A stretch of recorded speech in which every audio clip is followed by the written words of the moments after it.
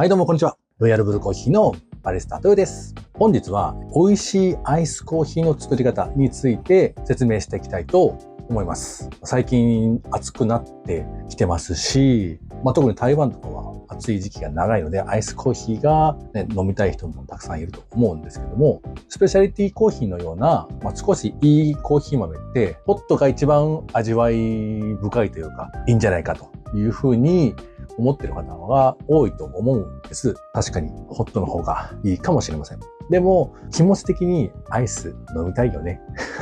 ということで、じゃあいかに入れたら美味しいアイスコーヒーができるかっていうのを説明すると同時に、なぜこのような入れ方をするのかというのを説明していきたいと思います。ではまず実際に入れていってみましょう。レッツゴー。はい、それでは実際に入れていきたいと思います。本日使う豆はコスタリカのレッドハニーを使っていきたいと思います。いつも通り 20g でアイスコーヒーをやっていきます。焼きたてほやほやです。はい、こんな感じのコスタリカのレッドハニーを使っていきます。はい、本日使うドリッパーは有吉さんの V60 を使っていきます。それではまずサーバーに氷を入れます。氷をですね、150ぐらい入れていってほしいんですけども、あと、小さい氷よりかは大きめの氷の方がいいかなと思っています。そして、いつも通りフィルターをセットして、ペーパーリンス、湯通しをしたいんですけども、このまま入れると氷が溶けてしまうので、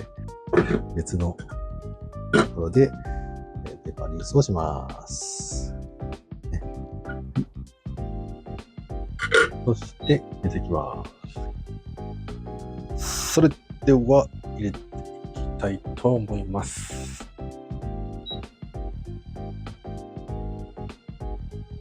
蒸らしの時のお湯の量はコーヒー豆に対して約2倍お湯の量を入れて蒸らしてください。で、アイスコーヒーを作る時は普段30秒蒸らし時間を待ってるんですけども、それ以上に待ちます。45秒から1分ぐらいですかね。回し終わってから、ゆっくりと真ん中から入れていきます。その以上にゆっくりと入れていってほしいですね。ゆっくりとコーヒーの味を出したいので、注ぎ続けてもいいし、一回止めてもいいと思います。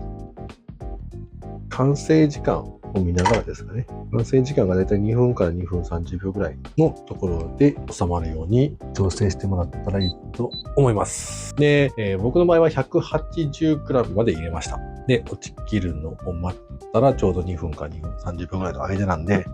はい、完成です。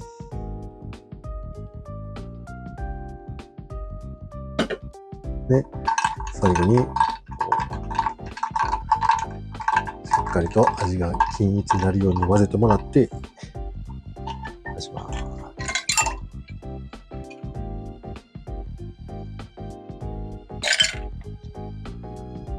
アイスコーヒーができました。コーヒーって黒いイメージあるんですけど、これくらいの琥珀色、赤寄りの色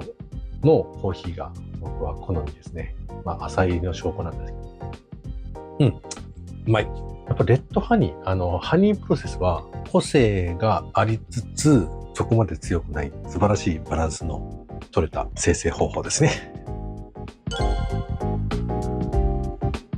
それではね、実際にね、入れてるのを見てもらったんですけども、この入れ方のポイントは2つあります。まずはお湯で入れること。で、もう一つが氷をサーバーに入れて急激に冷やすこと。この2つが美味しく入れるポイントの2つになります。それぞれ説明させてもらうと、お湯で入れることによってコーヒー豆のポテンシャルがより引き出される。水よりもお湯の方がコーヒー豆の中の成分が出やすいので、その温度のコントロールとか入れ方によってどこまで出すかというのがコントロールできるので、なのでお湯で入れた方が味わい深いコーヒーになりやすいです。次に急激に冷やす。サーバーに氷を入れて落ちたと同時にもう冷えていくような入れ方なんですけども、それをなぜするかというと、コーヒは時間を置くと酸化します。コーヒーのそのものの持っている酸味ではなくて、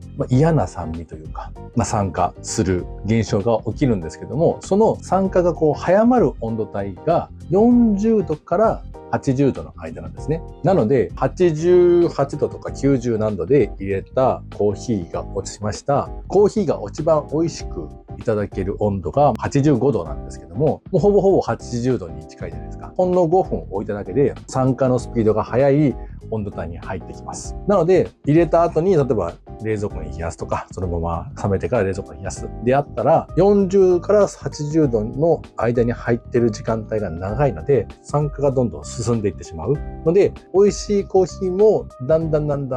美味しくなくなるんですね。なので、その温度帯に入っている時間をより短くすることによって、より美味しいアイスコーヒーにできるということです。2大ポイントなんですけども、もう少し細かいところを説明すると、蒸らしの時間は少し長めにとってください。より味を引き立てやすいので、いつも30秒だったものが45秒とか1分とか蒸らし時間を伸ばしてゆっくり入れてもらうと、よりコーヒーの味がしっかりと出ると思います。さらにお湯を入れるときもゆっくりと入れてください。あんまり早すぎるとコーヒーが出るし、味がしっかり出る前に落ちてしまうので、ゆっくり入れてください。入れる量はいつもの半分のお湯の量で入れてください。例えば 20g のコーヒー豆150にするとか、コーヒーの豆の種類によって変えたりとかしてます。じゃあ氷はどれぐらい入れるんだっていうの話なんですけども、お湯を150入れるんで、残りの150を氷にするみたいなイメージですね。でも完全には溶けないので、